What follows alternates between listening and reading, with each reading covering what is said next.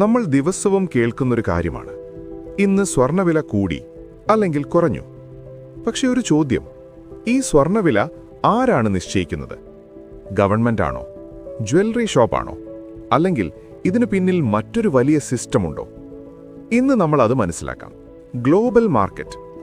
സ്വർണ്ണവില ഒരു രാജ്യത്ത് മാത്രം തീരുമാനിക്കുന്നതല്ല, ഇതൊരു ഗ്ലോബൽ മാർക്കറ്റാണ്.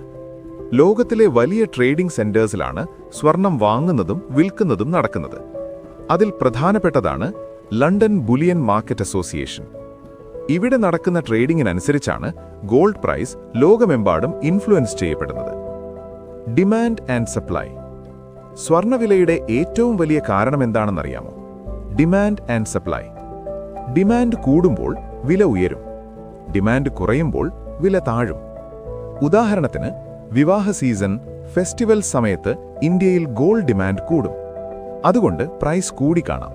Dollar effect. സ്വർണം സാധാരണയായി US ഡോളറിലാണ് ട്രേഡ് ചെയ്യുന്നത്. ഡോളർ ശക്തമായാൽ ഗോൾഡ് കുറച്ച് ചീപ്പായി തോന്നും, അതുകൊണ്ട് പ്രൈസ് കുറയാം. ഡോളർ വാല്യൂ കുറഞ്ഞാൽ ഗോൾഡ് ഡിമാൻഡ് കൂടും, അതോടെ പ്രൈസ് കൂടി വരും. Central banks. രാജ്യങ്ങളുടെ സെൻട്രൽ ബാങ്ക്സ് സ്വർണം വലിയ അളവിൽ വാങ്ങുകയും വിൽക്കുകയും ചെയ്യുന്നു. ഉദാഹരണത്തിന്, റിസർവ് ബാങ്ക് ഓഫ് ഇന്ത്യ. ഇവ ഗോൾഡ് വാങ്ങുമ്പോൾ ഡിമാൻഡ് കൂടും, അതോടെ പ്രൈസ് ഉയരും. സെൽ ചെയ്താൽ പ്രൈസ് കുറയാൻ സാധ്യതയുണ്ട്. Economic crisis. ലോകത്ത് സാമ്പത്തിക പ്രശ്നങ്ങൾ വന്നാൽ ആളുകൾ സേഫ് ഇൻവെസ്റ്റ്മെന്റായി ഗോൾഡ് വാങ്ങാൻ തുടങ്ങും. കാരണം ഗോൾഡ് ഒരു സേഫ് ആസറ്റാണ്. അതിനാൽ ക്രൈസിസ് സമയത്ത് ഗോൾഡ് പ്രൈസ് ഉയരുന്നത് സാധാരണമാണ്. India local price. ഇന്ത്യയിൽ നമ്മൾ കാണുന്ന ഗോൾഡ് പ്രൈസ് ഗ്ലോബൽ പ്രൈസിനനുസരിച്ചാണ്. പക്ഷേ കൂടെ ആഡ് ചെയ്യുന്നത് import duty, GST, making charges. അതുകൊണ്ട് ലോക്കൽ പ്രൈസ് കുറച്ച് വ്യത്യാസം കാണാം. അപ്പോൾ ഇനി ക്ലിയറായി, ഒരാളല്ല, ഒരു ഷോപ്പല്ല, ഒരു ഗവൺമെന്റ് പോലുമല്ല, ഗ്ലോബൽ മാർക്കറ്റാണ് സ്വർണ്ണവില തീരുമാനിക്കുന്നത്.